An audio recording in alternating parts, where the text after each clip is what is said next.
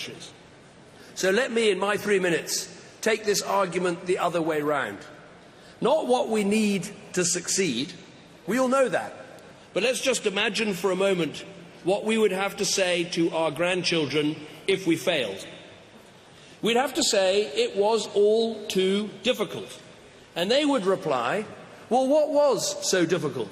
What was it that was so difficult when the Earth was in peril? When the sea levels were rising in 2015, when crops were failing, when deserts were expanding, what was it that was so difficult? Was it difficult to agree on 2 degrees? Was it difficult when 97% of scientists the world over have said that climate change is urgent and man-made and must be addressed? When there are over 4,000 pieces of literature and reviews making exactly this point? Why was, they would ask us, sticking to 2 degrees at least above industrial levels so difficult?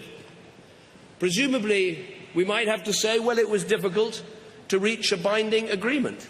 But they would ask us, why is it difficult to reach a legally binding agreement when in 2015 there are already 75 countries, including countries across most of the continents of our world, that already have legally binding climate change legislation?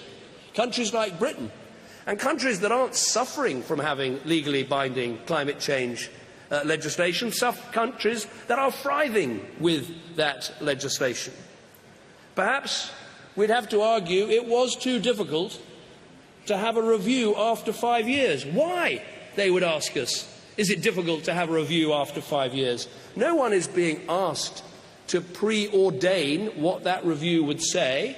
No one is being asked to sign up to automatic decreases in their carbon emissions if we're off track in 5 years' time. A review isn't difficult.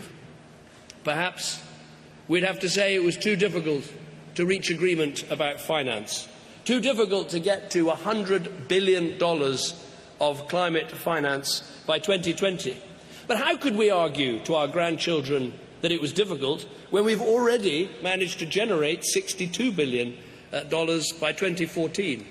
How can we argue it's difficult when in London alone there's $5 trillion of funds under management and we haven't even really begun to generate the private finance that is possible to help in tackling climate change?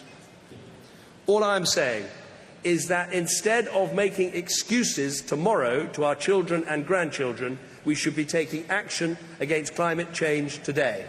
What we are looking at is not difficult, it is doable, and therefore we should come together and do it. Thank you.